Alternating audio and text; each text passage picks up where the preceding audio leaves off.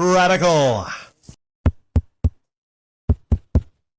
I got a statement to read to you guys from Respawn Entertainment, and then we will discuss Respawn Entertainment. A note about Titanfall. Pilots. Titanfall is part of our DNA at Respawn. It's a game that showcased the ambitions of the studio when it was first released more than 7 years ago, and it continues to be a beacon of innovation that we strive for in all of our games. We've made the decision to discontinue new sales of the original Titanfall game starting today, and will be removing the game from subscription services on March the 1st, 2022.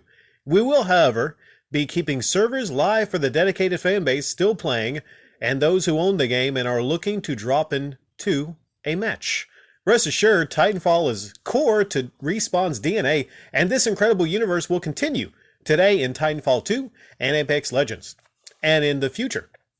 This franchise is a North Star for the caliber of experiences we will continue to create here at Respawn. Thank you from the entire Respawn team.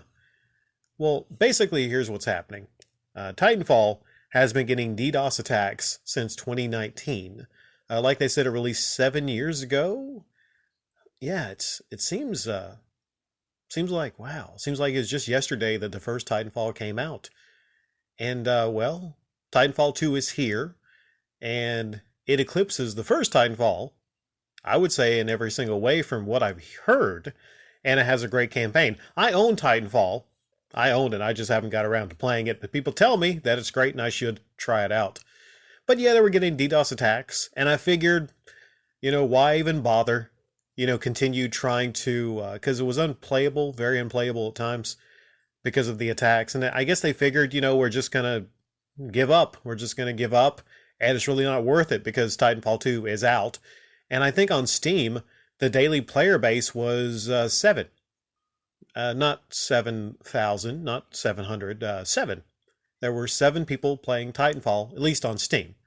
Far more, I guess, on the Xbox. And when it comes to the Xbox, I mean, I'm not sure if this includes the Xbox. I'm guessing it includes the Xbox. In March, they're going to shut off everything, basically. I don't know if the statement says that, but I did a little digging, and March 2022 is when they're actually going to, okay, they said it here, yeah. March the 1st, 2022 is when they're actually going to, remove your ability to basically even play the game, to my understanding here. Yeah, it's a sad thing. It's very sad for a lot of fans of the original Titanfall, and what is this going to do to its resale value as far as the disc, And, yeah, because basically you can't buy it here. You can't buy it now, at least on Steam. And they've halted the sales. Has anybody seen that they halted the sales on Xbox? I haven't checked. But I do know, if you are in the market for Titanfall on the disc, maybe pay a quarter for it. Because, like I said, you could get the Titanfall disc and you could play it until March. So a couple more months there. Yeah. What else is happening in gaming news? Well, Steam came out and confirmed that the Steam Deck will not have any exclusive games. No dur. I think we all knew that it wasn't going to have any exclusives, but they came out and basically confirmed it.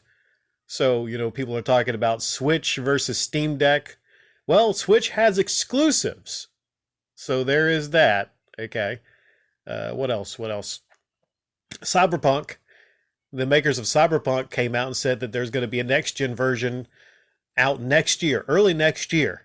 Maybe they'll get around to fixing the previous versions, but there's going to be next-gen coming out next year, the update, and then there's going to be Witcher next-gen, which is what I'm excited about because I have The Witcher 3. So, if I get an Xbox Series X, then that'll be exciting. Because that is a glorious game. Unlike Cyberpunk 2077, that is full of bugs, glitches, and all that kind of crap. Witcher 3, fantastic game. I own that, so I should get back to playing that. Or I should maybe put in Titanfall 2 and play some of that. I might. We'll see.